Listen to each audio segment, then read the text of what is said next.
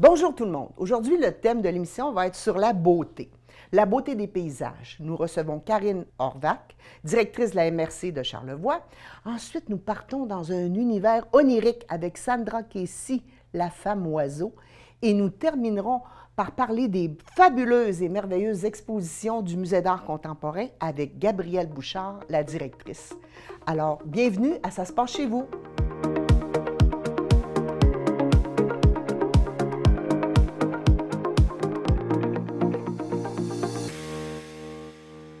Nous recevons Mme Karine Horvath, directrice de la MRC. Bonjour Karine. Bonjour Josette. Mon premier sujet d'introduction, ce serait qu'on parle de la beauté de Charlevoix.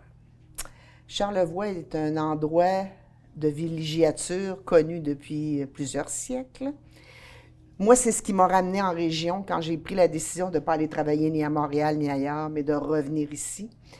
Et cette beauté-là, elle est attractive, pas juste pour les gens qui y habitent, mais pour beaucoup de gens aussi à l'extérieur.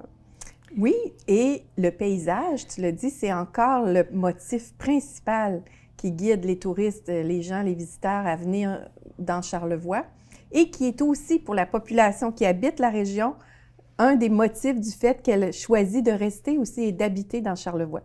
Fait que le paysage, là, est très rassembleur. C'est beaucoup ce qui fait là, l'attrait de la région pour beaucoup de gens. Un des volets importants à la MRC, c'est donc de gérer aussi, je te dirais, le plan d'aménagement. Donc, tu es la directrice de la MRC de Charlevoix qui inclut Baie-Saint-Paul, Saint-Urbain, Petite-Rivière-Saint-François, les éboulements. Est-ce que l'île aux Coudres. Allez-vous jusqu'à Saint-Hilaire? Saint-Hilarion. OK. Donc, vous couvrez un grand territoire avec des réalités différentes, mais avec une préoccupation que moi, j'ai sentie qui s'est manifestée de la part des résidents autour du projet du Géolagon. Est-ce que ça a suscité peut-être des points de vue chez certaines personnes, puis que les gens disaient hey, qu'est-ce qu'on veut chez nous comme développement? Là? Comment on veut trouver l'équilibre? Bien, en fait, tu as raison. Ce qu'on a constaté dans les derniers mois, alors qu'il y avait des projets qui étaient amenés, qui étaient proposés pour la région de Charlevoix, c'est un engouement, un intérêt vraiment de la population de se positionner, de dire qu'est-ce qu'elle trouvait acceptable et qu'est-ce qu'elle trouvait non acceptable. Tu sais, on parle souvent d'acceptabilité sociale derrière des grands projets, mais là, on s'est dit, bon, bien, c'est intéressant, les gens ont des opinions, ont des visions aussi de ce qu'ils veulent pour Charlevoix, de ce que Charlevoix est devenu. Bon, certaines personnes ont des craintes, des appréhensions, aiment ce que Charlevoix devient, d'autres aiment moins parce que, bon, il y a des impacts pour eux auprès de la nature et tout ça. Alors, on a trouvé intéressant d'utiliser le momentum qu'on avait, là, cet intérêt-là, pour sonder la population, puis aller un petit peu plus loin dans les idées et dans les orientations et dans les craintes et les préoccupations aussi, les enjeux que la population soulevait en matière d'aménagement du territoire. Je suis un petit peu plus âgée que toi, ma belle Karine, et je me souviens à l'époque de la première personne qui a osé se construire dans le Cap-aux-Corbeaux, que tout le monde disait « mais il est fou, il n'y a pas d'eau, tu sais, il va falloir qu'il se creuse un puits, puis écoute, ça va être bizarre de voir ça dans la montagne », puis on voit aujourd'hui... j'ose pas dire, attends un petit peu, 40 ans plus tard, ça va dévoiler un peu mon âge, mais bon, on voit que le développement périurbain, je pourrais appeler, tu sais, de la beauté des paysages, de voir le fleuve et tout ça, ça s'est développé. Mais là, il y a un engouement pour le développement forestier. On pourrait l'appeler peut-être plus comme ça. Oui, bien, tu l'as dit, la villégiature s'est faite longtemps en bordure du fleuve avec évidemment bon, les grands avantages qu'avait la vue sur l'île aux Coudres, sur la rive sud, sur le fleuve Saint-Laurent. Et cet engouement, cette popularité grandissante qu'a connue Charlevoix, là, évidemment, au fil des ans, a amené des promoteurs aussi immobiliers à voir l'intérêt que Charlevoix représentait dans son ensemble. On a des sentiers récréatifs, il peut se faire de la motoneige, on a du ski alpin, des montagnes. Du bike en vélo et tout. Il y a plein de possibilités. Ouais. Donc, le territoire au complet devient là, une zone potentielle pour y faire des développements, développement résidentiel, développement de villégiature. Donc, c'est plus seulement là, en bordure du fleuve avec bon, les principaux sommets qu'on avait là, de montagne à cet endroit-là. Et bien, au schéma d'aménagement qui a été fait quand même là, on parle dans les années 80, qui a été revisité, revu là, au début des années 2000, bien, c'était pas nécessairement encore un attrait. Donc, dans les zones forestières, on voyait pas tellement ce type de développement-là se présenter, alors que maintenant, on voit qu'il y a un intérêt, un engouement pour y développer des quartiers, par exemple, de maisons, de résidences, de tourisme. Puis parfois, c'est des nombres assez importants de résidences touristiques. Alors, on a envie de savoir comment la population voit ça, voit cette évolution-là. Puis qu'est-ce qu'elle en pense? Est-ce que ça lui amène certaines préoccupations? Est-ce que ça amène des ouvertures à autre chose peut-être ou à des contraintes? Évidemment, on n'aime jamais ça, parler de contraintes, mais parfois, on n'a pas le choix. Si on veut préserver certaines choses, bien, on doit accepter aussi la contrepartie qui est peut-être de limiter certains développements. C'est ça. À une certaine époque, quand j'étais conseillère, je me souviens du développement de Domaine Charlevoix et autres, là, il y a eu un engouement très fort pour les promoteurs. Tu sais, c'était toujours aussi l'équilibre dans la diversité de la possibilité d'acquérir une maison à un prix abordable versus, bon, les maisons de villégiature, souvent qui sont faites à coût beaucoup plus, je dirais, luxueuses et qui sont, tu sais, qui sont pas nécessairement des maisons qui vont être vendues, en tout cas à très court terme pour des gens. Tu sais, on veut être capable de vivre chez nous. On est conscient que Charlevoix, Baie-Saint-Paul, tout le tour ici, c'est très... Tu sais, les gens viennent, comme tu disais, pour la beauté, le tourisme. Donc, est-ce que dans ce sondage-là que vous proposez aux gens, d'abord, est-ce qu'il se remplit en ligne? Comment les gens peuvent le remplir? Est-ce que les gens, ce n'est que les gens qui habitent Charlevoix ou vous êtes ouvert à toutes sortes de possibilités? Bien, en fait, les gens peuvent accéder au sondage via notre site Internet au niveau de la MRC, ou ce qui est peut-être même plus simple, parce que beaucoup de gens sont sur Facebook, ils peuvent aller directement sur la page Facebook de la MRC. Il y a un lien pour le sondage. Mais si on n'a pas Facebook ou de lien, on peut aller sur le site Internet de la municipalité régionale de comté de Charlevoix. Donc, on tape MRC de Charlevoix, on arrive Forum citoyen, on va le voir, là, c'est assez simple et le lien direct est là, on clique dessus puis on répond aux questions. On peut y répondre comme citoyen, comme résident, puis on aimerait ça avoir le plus de réponses possible, donc de tous les groupes d'âge possibles. Et on peut y répondre aussi au nom d'une organisation, si on a une entreprise, si on répond pour un organisme ou on l'indique, il y a une case où on peut l'indiquer. Et bien, c'est en fait vraiment des questions sur les perceptions, sur les préoccupations qu'ont les gens. Donc, on trouvait très intéressant de commencer par l'étape du sondage, parce qu'à l'automne, il y aura une autre étape. Bon, quelle sera cette étape? On souhaite que les gens se mobilisent à la maison, que vous alliez...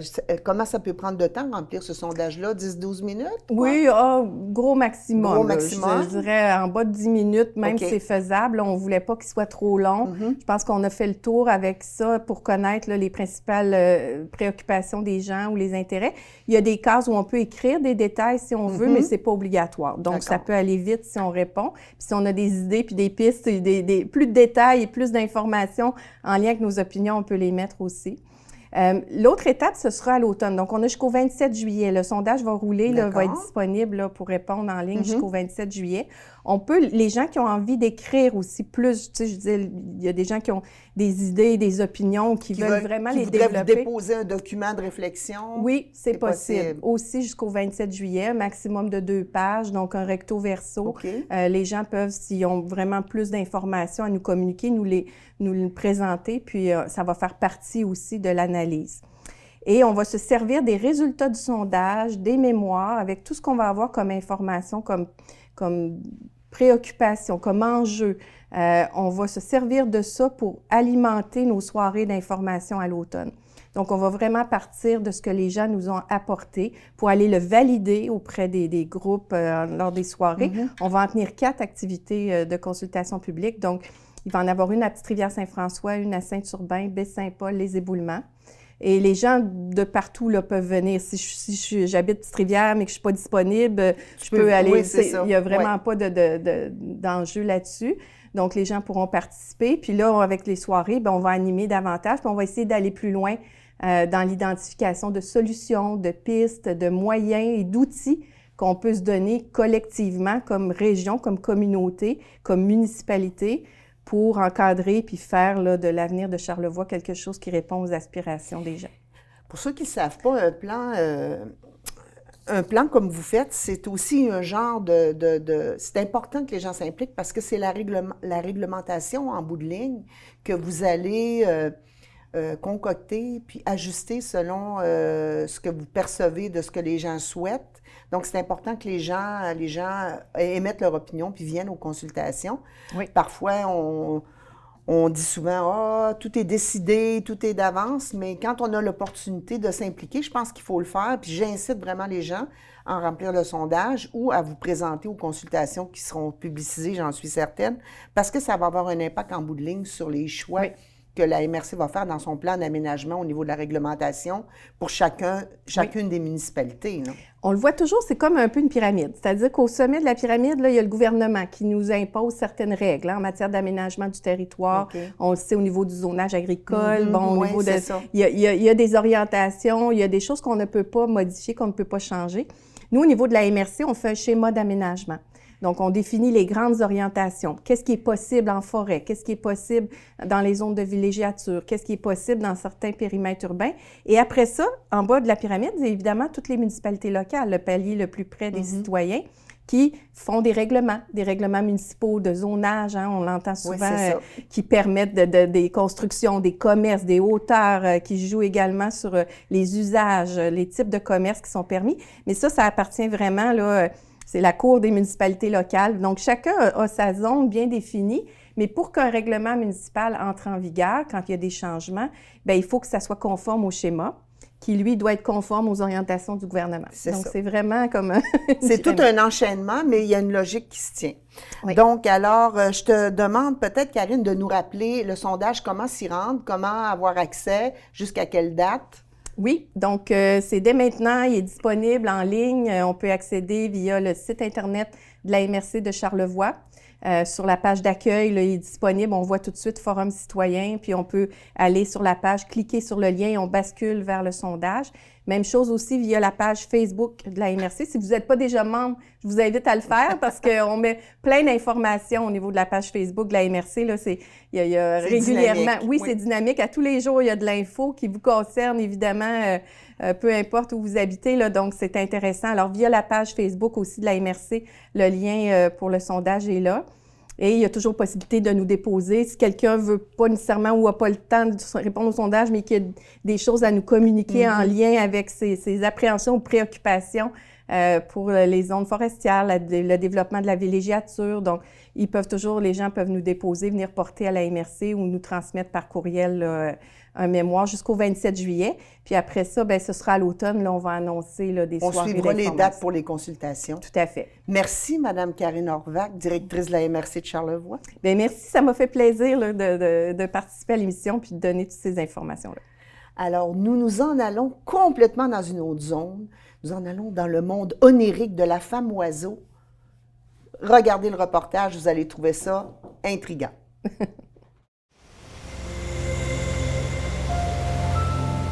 Un oiseau bleu?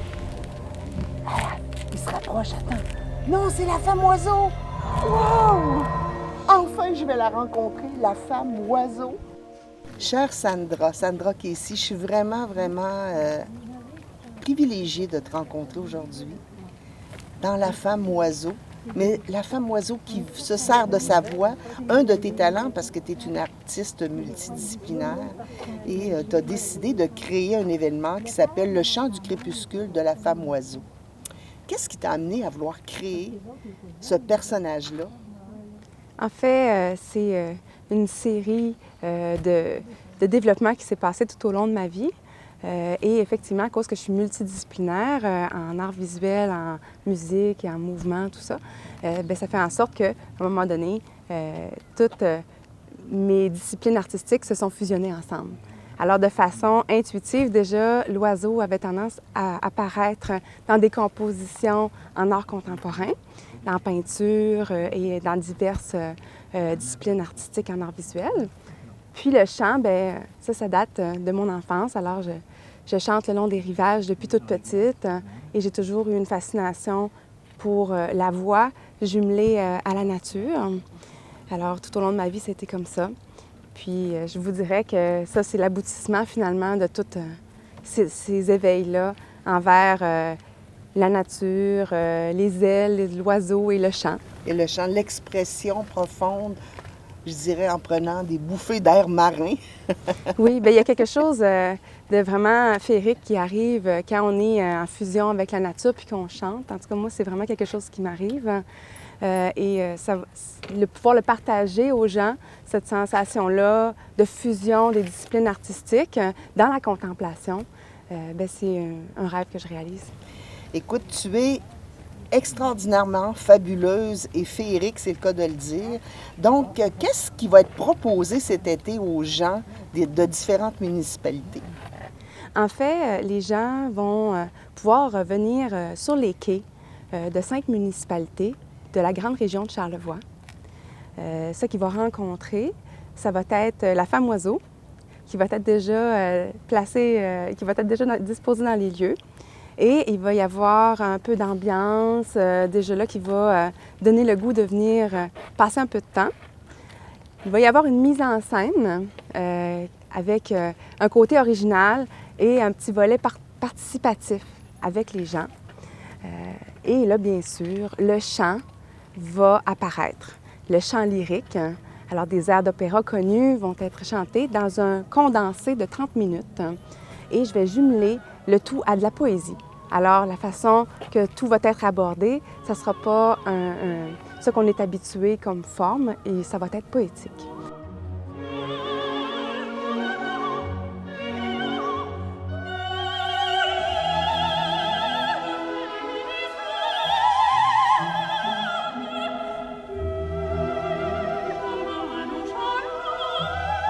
Ça vaut vraiment la peine de venir se déplacer. Il va y avoir 2 prestations par soir de 30 minutes et le tout va suivre le coucher du soleil parce que c'est le crépuscule, donc à la tombée du jour, on va pouvoir venir voir ça. Ce qui est plaisant, c'est lorsqu'on est à 19h30 et qu'on est là à 20h30, la luminosité est vraiment très différente. Et mon costume va être en fonction de ça. Oui, c'est ça. Alors, mon costume, il y a des petits effets qui vont apparaître, plus il va faire noir. Alors, je recommande de vivre l'expérience à différentes heures. Pour le mois de juin et le mois de juillet, les 2 prestations ont lieu à 19h30 et à 20h30. Et ça, c'est dans toutes les municipalités. Dans le mois d'août et le mois de septembre, on recule d'1 heure. Alors là, ça va être 18h30 et 19h30. Donc, tu vas voir à Baie-Saint-Paul, ça va être les dimanches soirs au quai. À Petite-Rivière-Saint-François, ça va être les mercredis soirs. Aux Éboulements, les mardis soirs. À Lamalbaie, les samedis soirs. Et à Saint-Siméon, les jeudis soirs. Donc, on pourra te suivre si notre parcours à nous aussi nous amène sur les routes de Charlevoix à aller entendre le chant du crépuscule de la femme oiseau.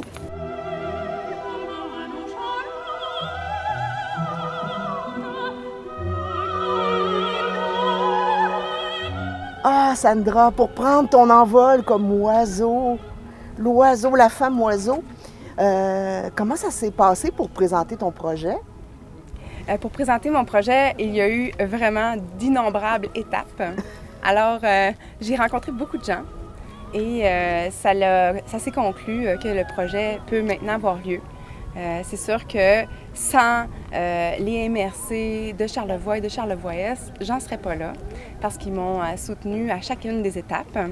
Et bien sûr, grâce au gouvernement du Québec et des MRC de Charlevoix et de Charlevoix-Est, il y a une entente de développement culturel qui a été conclue avec les 5 municipalités pour pouvoir enfin présenter mon projet. Alors, femme oiseau, prends ton envol.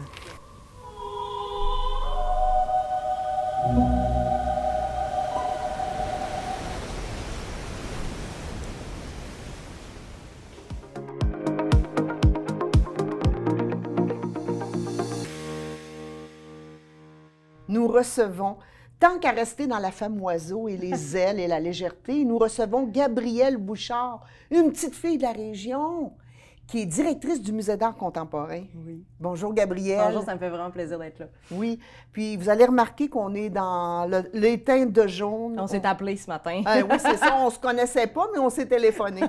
Non, on était dans la même vibration, on avait le goût de la chaleur, c'est l'été. On va y croire.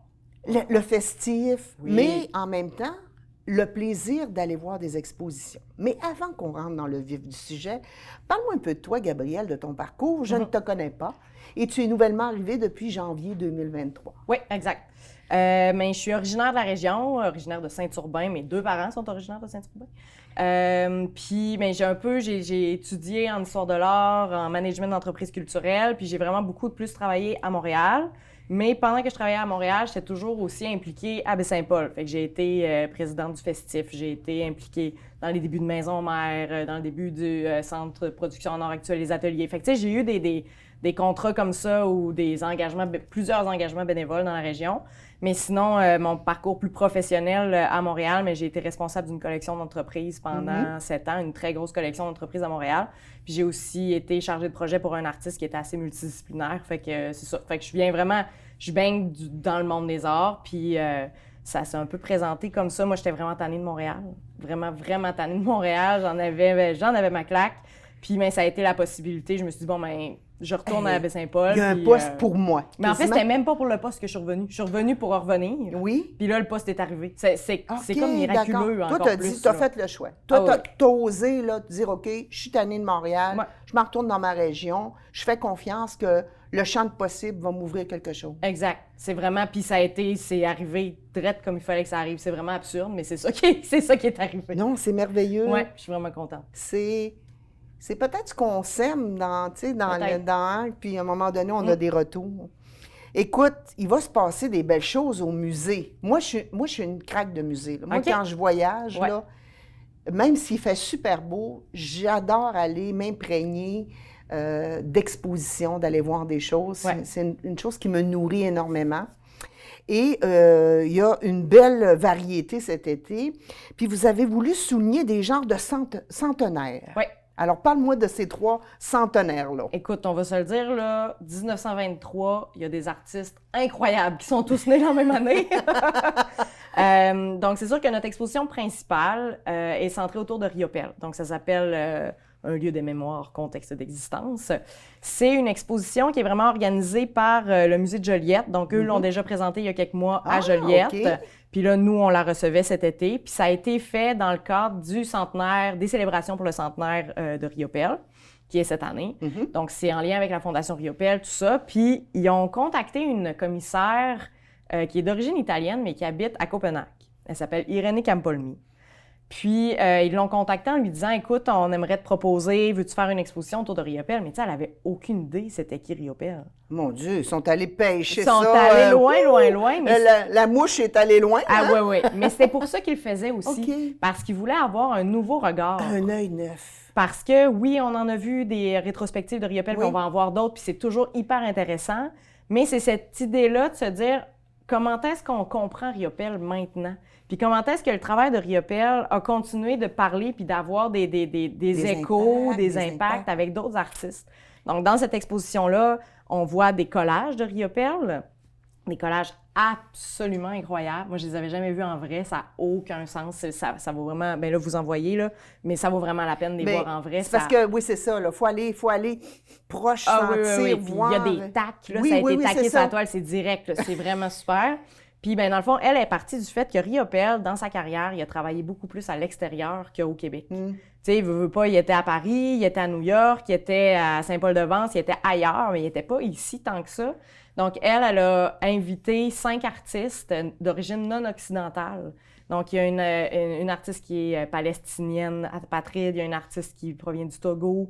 Puis, fait que c'est tout en lien avec la migration, avec le voyage, avec cette question-là de c'est où chez moi, où est-ce que je travaille, c'est quoi les contextes dans lesquels que je suis qui vont me forger autrement que le territoire d'où je viens. Fait que, honnêtement, c'est extrêmement intéressant. C'est J'ai pas vraiment, juste des vraiment racines intéressant. terriennes, je peux avoir des racines aériennes. Exactement. Hein, qui fait On que revient je dans vais- les vols d'oiseaux. On est là. Oui, on est dans notre thème. On Oui. reste dans notre thème. Fait que c'est sûr que ça, c'est notre exposition principale qu'on a, là. Puis sinon, ben, on a une exposition de McEwen. Donc, c'est Jean McEwen, couleur en jeu.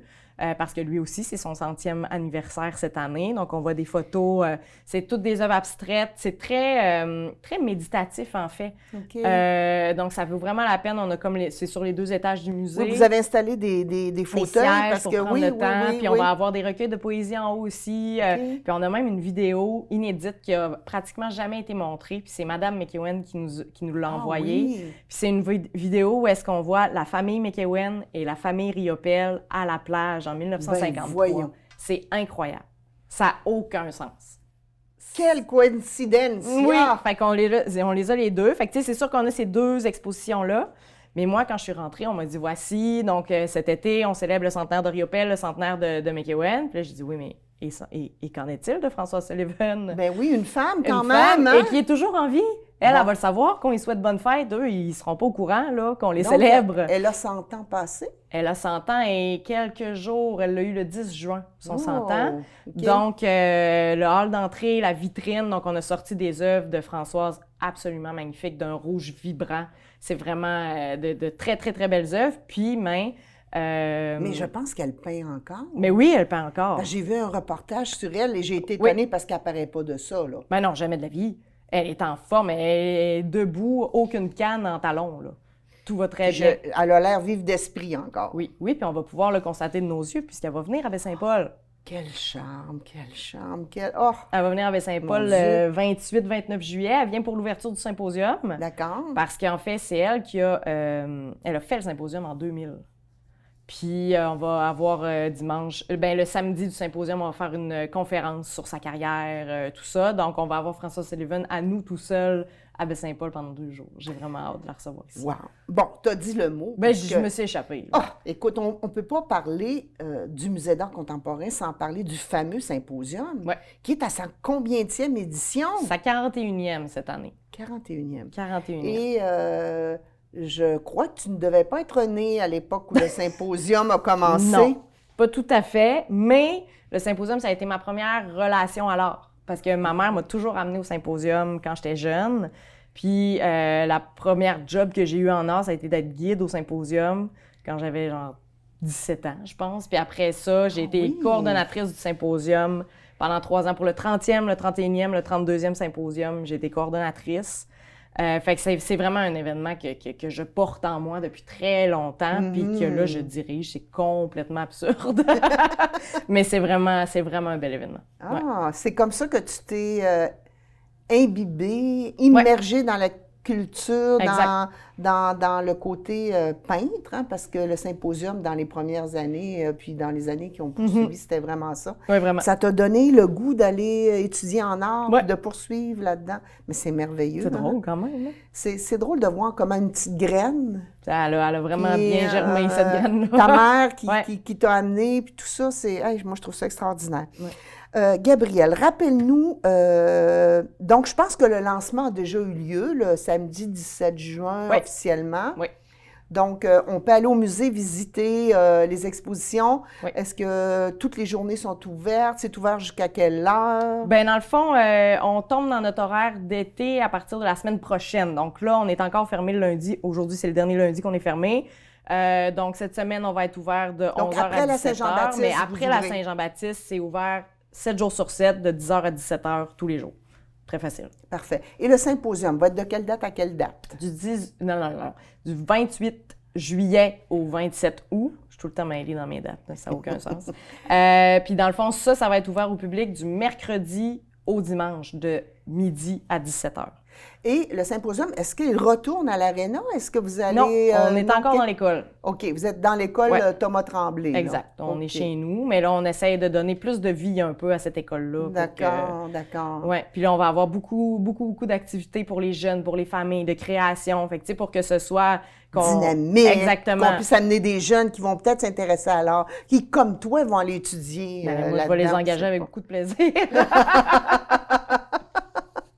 Alors, merci beaucoup, Gabrielle, d'être venue nous donner le goût, même s'il fait beau, d'aller voir les expositions. De toute façon, c'est ouvert tout l'été après la Saint-Jean-Baptiste, donc on peut y aller à l'heure qui nous convient, au moment.